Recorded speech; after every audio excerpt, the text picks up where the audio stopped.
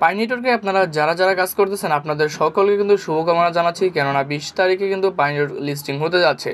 আমরা সকলে জানি বিটগেট, বাইবিট, ওকেএক্স, এক্সচেঞ্জারে কিন্তু অলরেডি তাদের প্রজেক্টটা লিস্টিং বিষয়ে অফিসিয়ালি অ্যানাউন্সমেন্ট করে দিয়েছে এবং কি অলরেডি কিন্তু ডিপোজিট স্টার্ট হয়ে গিয়েছে। মোটামুটি 30 মিলিয়ন, 40 মিলিয়ন, 50 মিলিয়ন ইউজার এখান থেকে একটা এক্সচেঞ্জার কিন্তু এখান থেকে ডিপোজিট করতেছে।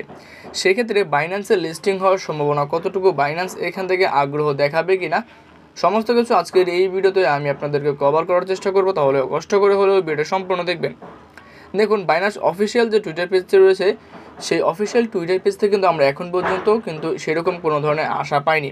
কিন্তু আপনাদেরকে একটা আপডেট দেখাই, বাইন্যান্সই এখান থেকে তারা কিন্তু একটা কমেন্ট সেকশনের মতো তারা একটা ভোটিং রেখেছে, যেখানে তারা বলেছে, আপনাদের এই যে দেখতে পাচ্ছেন বাইন্যান্স স্কোয়ার অফিসিয়াল, এখানে তারা বলেছে যে we want to hear from you have been listening to the brief discussion within the community about Pi Network to ensure your voice of heard participating in our community vote on the দেখুন এখানে মোটামুটি 83% user কিন্তু এখান থেকে চাচ্ছে যে বাইন্যান্সে তাদের প্রজেক্টটা লিস্টিং হোক, অর্থাৎ পাই যে টোকেনটা রয়েছে সেই টোকেনটা বাইন্যান্সের লিস্টিং হোক।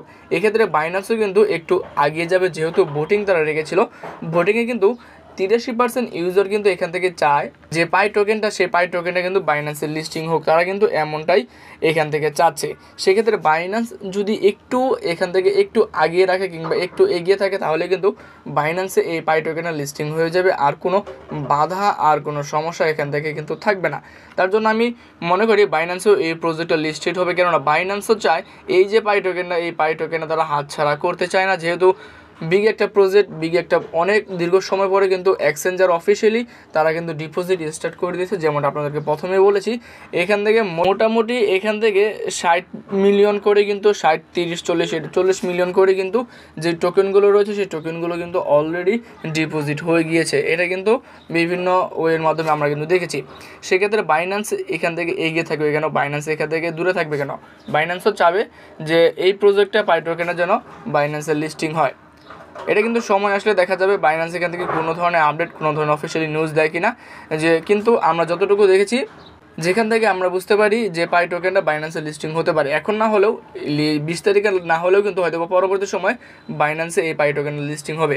তাহলে আপনাদের যারা জানতে চাইছেন যে বাইন্যান্সে এই প্রজেক্টের লিস্টিং হবে কিনা, আশা করি আপনাদের যতটুকু ধারণা আমি দিতে পারি ততটুকু দিতে পেরেছি যে বাইন্যান্সের লিস্টিং বিষয়ে। আজকের এই আপডেট আপনাদের সকলেই খুব ভালো লেগেছে। আজকের এই আপডেট যদি ভালো লেগে থাকে অবশ্যই চ্যানেল সাবস্ক্রাইব করে আমাদের পাশে থাকবেন। আজকের এই ভিডিওটি পর্যন্তই। আসসালামু আলাইকুম।